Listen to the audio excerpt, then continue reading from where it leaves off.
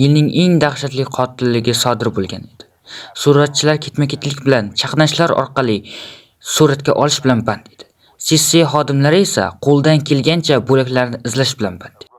Detektivning sherigi esa buni ko'tarilmasdan qayd qilib yuboradi va uning yelkasiga qoqib hamdardlik bildirib qo'yadi. Aslida politsiya departamentiga yarim kechasi qo'ng'iroq bo'ladi. Ikki kishi yarim kechasi sayr qilayotganda fermadan o'q ovozi eshitiladi va politsiyaga murojaat qiladi. Qachonki politsiya ofitserlari uyga yetib kelganda hamma yer qon bilan to'lgan edi. Qutqaradigan odamni o'zi qolmagan edi. Hamma o'lib bo'lgandi. Detektiv sariq tasmaning tagidan o'tib xodimlarning yoniga boradi va aslida bu yerda nima bo'lganligini u yerdan so'raydi. Va shunday deydi: fermerning xotini oshxonada o'ldirilgan. Bolalari esa o'zlarining yotoqxonasida. Fermerning o'zi esa omborxonada. Detektiv oshxonaga kiradi va qotillik bo'lgan joyda sinchkovlik bilan qaraydi. U bunday qotillikni siram ko'rmagan edi va bolalar yotoqxonasiga boradi. Va u yer ham qon bilan to'lgan edi.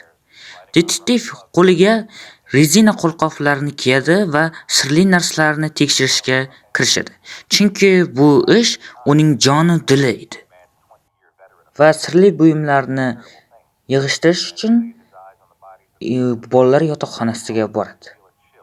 U yerdan ham arzigulik hech narsa topmaydi va er-xotin yotoqxonasiga boradi. Va tortmadan fermaning xotinining kundaligini topib oladi. Kundalikning boshida arzigulik hech narsa yo'q edi. Lekin 3-varaqlarda juda sirli bir so'zlar bitilgan edi. Va shunday deyilgan edi: u fermadan asabiy holatda qaytib keladi va shunday deydi: men eshitishim kerak bo'lmagan narsani eshitdim deydi.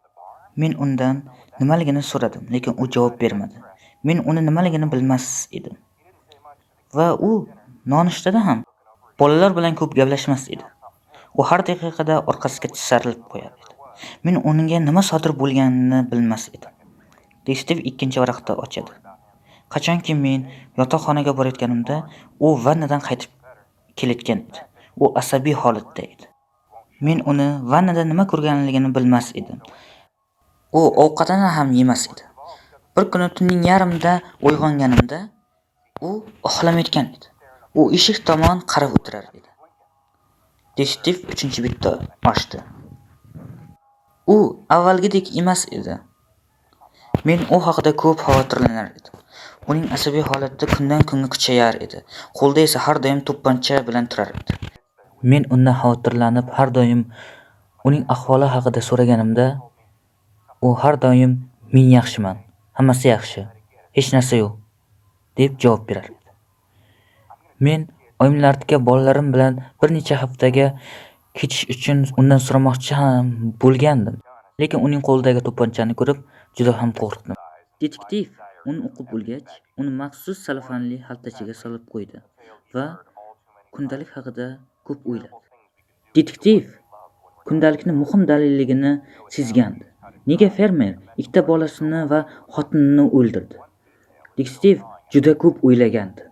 U fermaga borar ekan, u ichkariga kirdi va issiy xodimlarini tashqariga chiqarib yubordi va o'zi murdaning yoniga keldi. Fermerning jasadining hamma yog'i qon bilan to'lib toshgan edi. Lekin bir sirli narsa bor edi. Uning qonli qo'lida bitta eski sigir qo'ng'irog'ini ushlab turgan edi. Detektiv engashdi va uni olishga qaror qildi.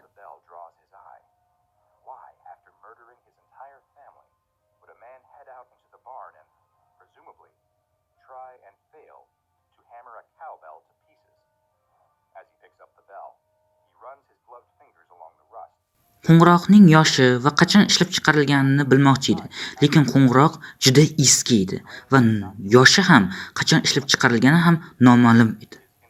Lekin o'sha onda qo'ng'iroqning ichidan katta bir o'rgimchak chiqib keladi va uning qo'lini chaqmoqchi bo'ladi.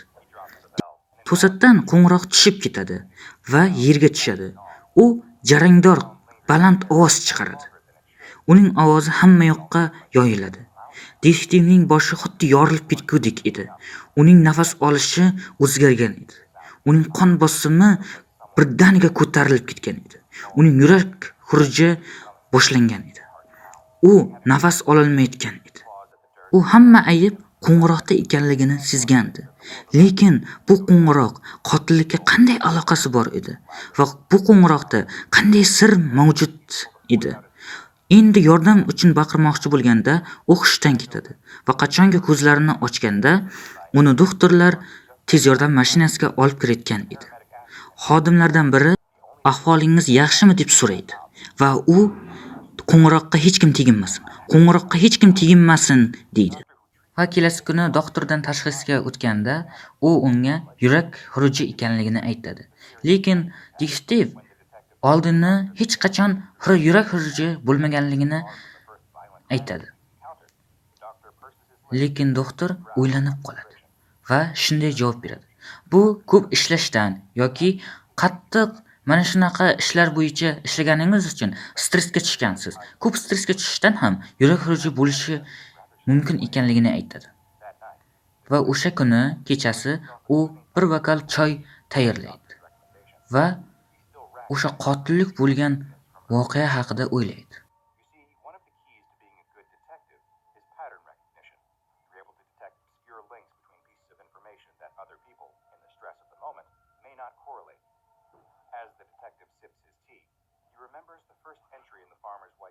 Ayolning kundaligini eslaydi va u yerda fermerning u eshitish kerak bo'lmagan narsani eshitganligi to'g'risida bejizga aytilmagan edi.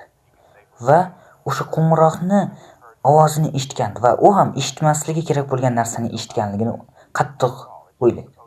Uning fermer bilan gaplari bir xil edi va tungi osmonni tomosha qilish uchun oshxona derazasiga yaqinlashadi va oshxona derazasida qandaydir bir qora narsa bor edi va unga diqqatlik bilan qaraydi.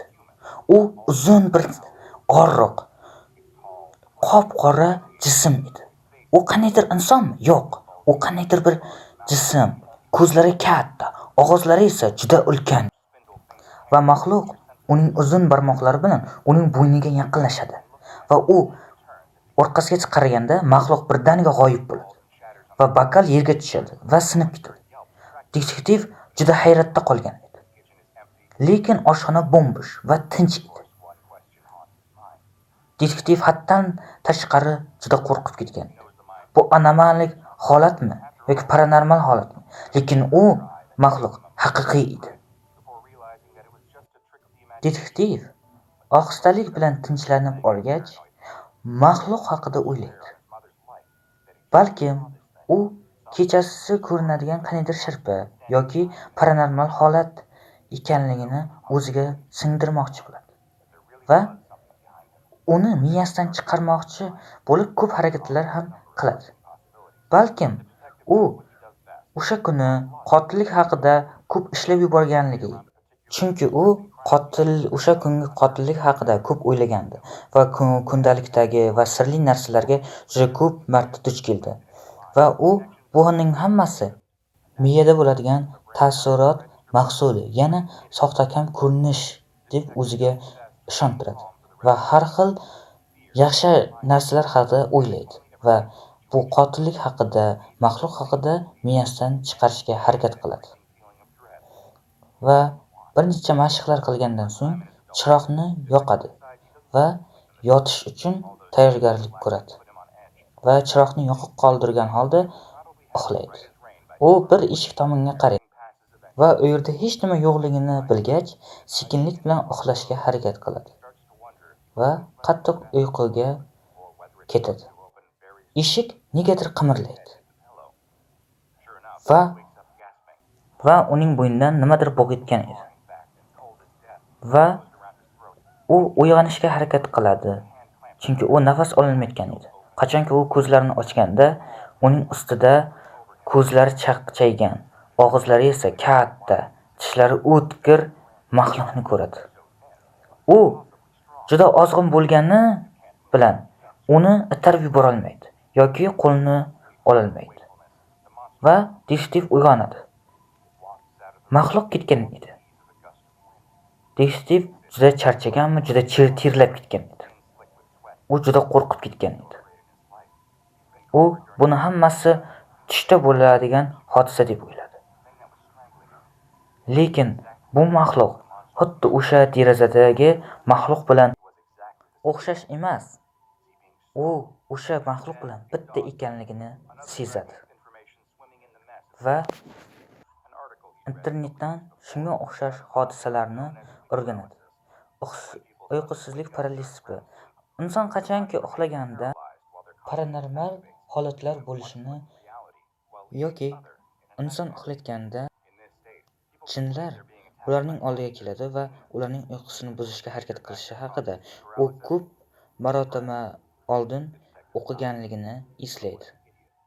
Va bir necha marotaba yon atroflarga diqqatlik bilan qaraydi va buni esdan chiqarishga harakat qiladi. Va yana uxlashga kirishadi. U bu safar bir chashka kofe tayyorladi va uni ichib va yana tezlik bilan uxlashga harakat qiladi. Lekin bu safar ko'zlarini ochiq qoldiradi. Va kelasi kuni u qachonki mashina haydayotganda qizil chiroqda turganda, u boshqa mashina oynasidan yana o'sha mahluqni ko'radi. Va unga teginmoqchi bo'ladi. Lekin uning yonida hech qanday mahluq yo'q edi. U yana atrofga nazar tashlaydi va ikkita boladan tashqari hech narsa yo'q ekanligini tushunadi. Bu shunchaki alahsirash ekanligini o'zini ishontiradi va bu mahluq haqida o'ylamaslikka qaror qiladi va yana mashina oynalariga yana bir marotaba qaraydi va yana tostrda ham u mahluqni ko'radi va qachonki yana orqasiga qaraganda u mahluq g'oyib bo'ladi. U ishxonada ham hamkasblarini ko'ziga tashlanib qolgan edi. Agar u shunday davom etsa, uni jinnixonaga jo'natishlari mumkin ekanligini o'ylaydi. Va yana o'sha derazadagi holati yoki mashina oynasidagi unga tashlanmoqchi bo'lgan holat, yana tosterdagi ham bo'lgan holatini eslaydi va yana u qanaydir bayroq tushirilgan rasmdagi oynada ham uni ko'radi. Lekin u kechasi ham uxlolmaydi. U har doim uni uxlayotgan payti unga hujum qilardi. Uni ko'kraklaridan urardi yoki uni tirnalar edi. U hech qachon tuni bilan uxlolmay qolgan edi. U agar uxlasa, doim unga hujum qilar edi. U alahsirab qolgan edi. U lekin baribir uxlamasligi kerak. U juda ko'p kofeinga boy qahvalar ichishda davom ettirdi va to'pponchasini doim o'zi bilan olib yurishga qaror qildi va uxlayotganda yostig'ini tagiga qo'yishga qaror qildi. U mahluqdan juda ham qo'rqib ketgan edi. Va bir kuni tramvayda chiqqanda u xuddi pianistalarga o'xshab qolgan edi. Kiyimlari badbo'y hid taratar, ko'zlari esa qip-qizarib ketgan edi va har soniyada g'alati bir qiliq qilib qo'yar edi. U mashina haydamaslikka qaror qilgandi. Shu sababli avtobusdan foydalanishga qaror qilgandi. Va bir kuni avtobus bekatida turganda, narigi bekatdagi olomonlar ichkarisida o'sha mahluqni ko'rgan edi. Uning og'izlari katta va ko'zlari porlab turar edi va unga jilmaygancha kulib turar edi. Va o'sha onda detektivning juda jahli chiqdi va u tarafga to'pponcha bilan ketma-ketlikda tinmasdan o'q uzishni boshladi. O'q ovozini eshitgan olomon har tarafga tapir-tupur yugura boshladi. Lekin mahluq o'z joyida turar edi va jilmaygancha detektivga qarab turar edi. Detektivning yana yurak xuruji boshlangan edi. Lekin bunga parvo qilmasdan mahluq tomonga asta-sekinlik bilan yura boshladi va unga o'q uzishda davom ettirdi. Detektiv unga jahldorlik bilan qarab turar edi. Lekin mahluq unga jilmaygancha tabassum qilar edi. Detektiv nima bo'lganligini tushungan edi, lekin bunga allaqachon kech edi. Chunki u tarafga katta avtobus yaqinlashayotgan edi va detektivni urib yuboradi va u o'ladi. Aslida fermerning qo'lidan topilgan bu sigir qo'ng'irog'i qanday qo'ng'iroq? Uni qanday sirli joyi bor? Bu SCP-513 edi. SCP agentlari tomonidan tajribalar o'tkazilgan paytda bir parcha qog'oz bilan bu SCP-513 topilgan edi. SCP agentlaridan biri bu qog'ozni ko'radi va uni o'qiydi. Siz uni ko'rdingizmi? Hozir u sizni eshita oladi. Siz unga tegindingizmi? Hozir u sizni ko'ra oladi. Hech qachon uni chalmang. Agar siz uni eshitsangiz, u sizga tega oladi degan yozuvlar bilan qayd etilgan edi. Agar siz SCP-513 ga duch kelsangiz va uning jarayonlashini eshitsangiz, sizda paranormal hodisalar paydo bo'lishni boshlaydi. Ya'ni siz agar SCP-513 ning jiringlashini eshitsangiz, sizda yurak qon bosimi ko'tariladi va har qanday aks ettiruvchi narsalardan, ya'ni oyna, toster yoki mashina oynalaridan yoki deraza oynalaridan sizning ko'zingizga g'alati bir o'sha ajina maxluq SCP-513 ko'rinishni boshlaydi va sizga tegmoqchi ham bo'ladi. Va siz uni ko'rmagandek bo'lasiz. Lekin sizning har uxlaganingizda u sizga o'ldirmoqchi bo'lgandek bo'yningizdan ushlaydi va sizni hech qachon uxlatmaslikka harakat qiladi va kunduzi ham har doim sizni jinni qilishga harakat qiladi va oxirgi oqibat sizni o'z qo'lingiz bilan o'lishingizga ta'sir ko'rsatadi va siz o'lasiz. SCP-513 ning shu paytgacha duch kelgan shaxslardan hech biri omon qolmagan va har biri o'lim bilan tugagan. Shu sababli SCP agentlari bu SCP-513 ni ovoz chiqarmasligi uchun ko'p jelatinli qafasga solishga qaror qildi. Unda hech qanday ovoz chiqarmas edi va insonlar uning ovozini eshitmas edi va bu jelatin va SCP-513 konteyneri har qanday zilzila yoki portlashdan omon qoldirar edi. SCP-513 ning yoniga kelganlarning har biri quloqchin yoki tiqqinlar bilan himoyalangan bo'lar edi. Agar SCP-513 ning jelatin qoplamasi sinishi yoki darz ketish ehtimoli bo'lsa, uni o'sha yerdan zudlik bilan olinar edi va maxsus kar insonlar orqali uni yangi jelatin qoplamasiga solinar edi va har doim u almashtirilib turar edi. Lekin agar SCP-513 dan zarar ko'rgan insonlar bo'lsa, uni ikki shaxs kuzatib turar edi va SCP-513 qurboni darhol zudlik bilan yo'q qilinar edi va uni o'sha zahotiyoq otib tashlanar edi. Iltimos, video yoqqan bo'lsa, like va obuna tugmasini bosishni unutmang.